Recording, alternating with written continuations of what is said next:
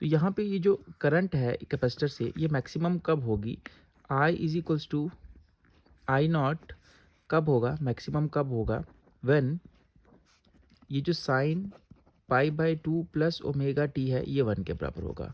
यानी कि जब साइन की वैल्यू साइन ऑफ थीटा 1 के बराबर होगा तब इसमें से फ्लो करने वाली करंट मैक्सिमम होगी। यानी कि आपका I is equals to I naught हो जाएगा इज इक्वल्स टू ये यहाँ पे देखिए ओमेगा सी ई नॉट के बराबर, बिकॉज ये हमने 1 पुट कर लिया तो आई जो है वो मैक्सिमम हो जाएगी। यानी कि साइन जब 1 होगा तो आई आई नॉट के बराबर यानी कि peak value maximum value is equals to omega C E not के बराबर हो गया। ठीक है, तो मैं इसको इसमें पुट कर लेता हूँ। देयरफॉर हमारे पास आ जाएगा I is equals to omega C naught की जगह हम क्या पुट कर सकते हैं, I naught into sine of pi by 2 plus omega T. ठीक है, ये आपके पास एक्सप्रेशन आया। यहाँ पे आप क्या कीजिए, इसे इक्वेशन नंबर फर्स्ट मान लीजिए, इसे इक्वेशन नंबर सेकंड मान ले। अब इसे कंपेयर करते हैं, comparing equation number 2 with E is equals to E not sine of omega t. ये जो एक्सप्रेशन थी किसकी थी, वोल्टेज की या ईएमएफ जो हमने लगाया, एसी वोल्टेज या ईएमएफ हमने जो लगाया। तो अगर आप इन दोनों इक्वेशंस को कंपेयर करो, I instantaneous current, E instantaneous voltage, peak value of current, peak value of voltage, sine omega T plus pi by 2, यहाँ पे साइन ओमेगा टी। तो यहाँ आप नोटिस कर रहे हैं कि जो करंट है इन केस ऑफ कैपेसिटर वो वोल्टेज से 90 डिग्री आगे चल रही है। देखिए omega plus pi by 2 90 degree lead कर रही है।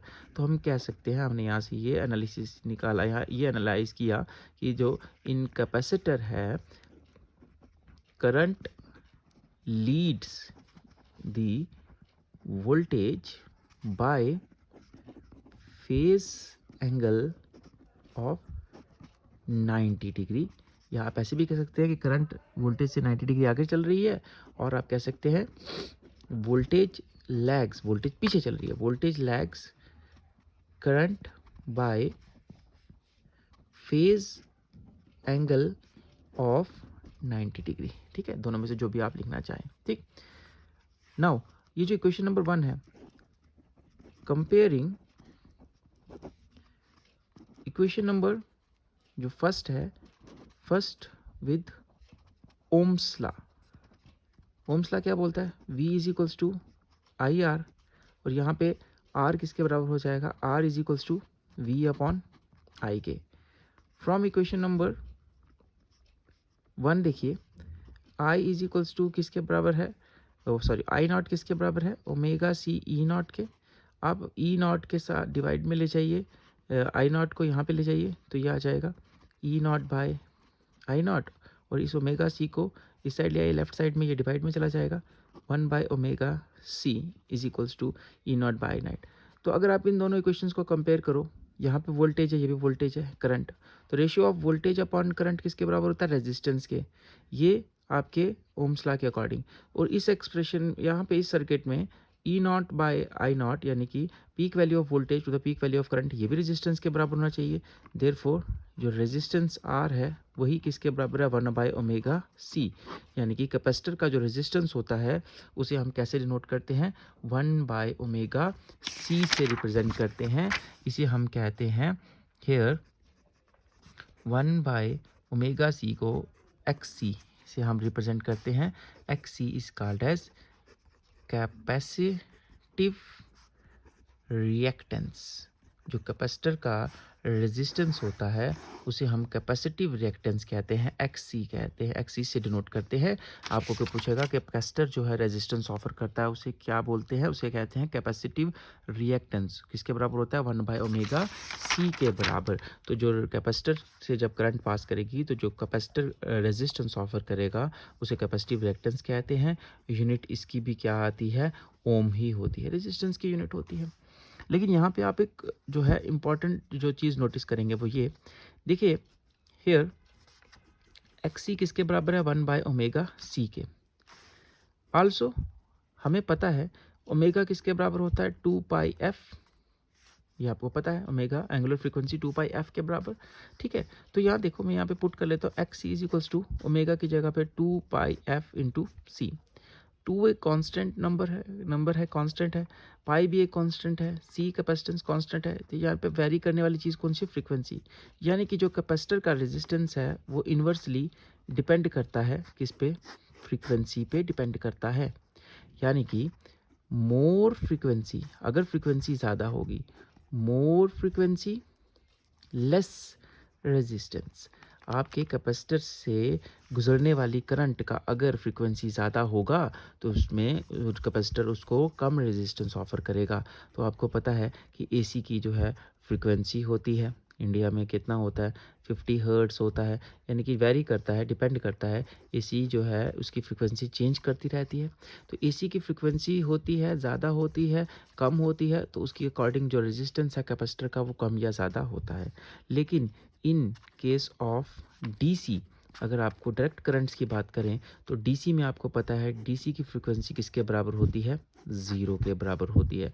तो X is equals to, X is inversely proportional to 1/0। ठीक है, तो यानी कि आपका जो है यहाँ पे आपका जो कैपेसिटर है वो डीसी करंट्स को जो है अपने आप से पास करने ही नहीं देगा, क्योंकि इनफिनाइट हो जाएगा, रेजिस्टेंस विल बी इनफिनाइट। ठीक है, तो आपकी डीसी जो है, डीसी डज नॉट पासिस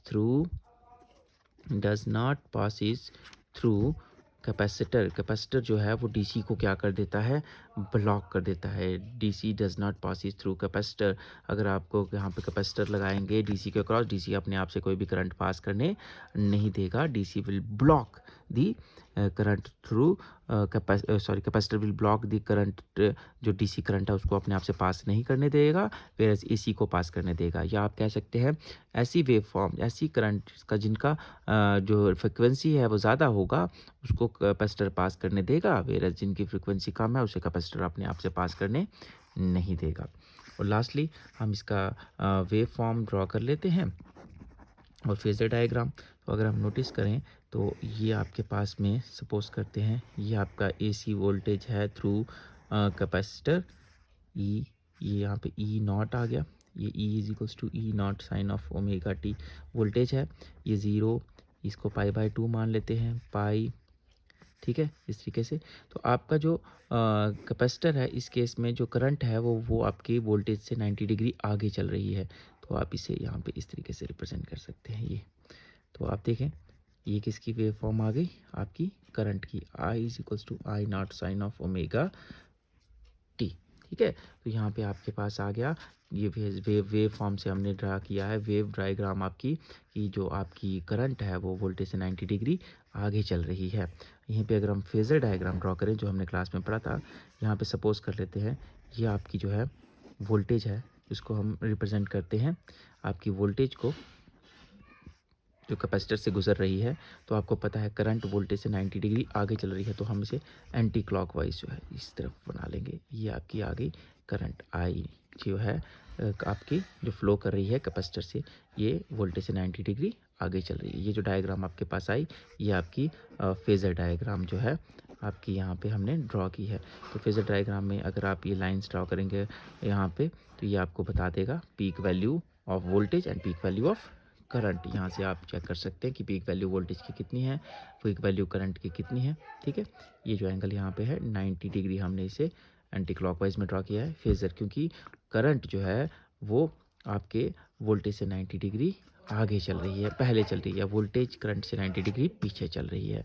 तो ये था आपका AC circuit containing capacitor only. तो आपने ये सीखा कि एक ऐसी सर्किट जिसमें कैपेसिटर लगा होता है उसमें करंट लीड करती है वोल्टेज से 90 डिग्री, कैपेसिटर अपने आप से एसी को पास करने देता है, whereas it blocks DC. तो इसके साथ आपने 3 सर्किट्स आपने पढ़े, AC circuit containing resistance, AC circuit containing inductor, AC circuit containing capacitor.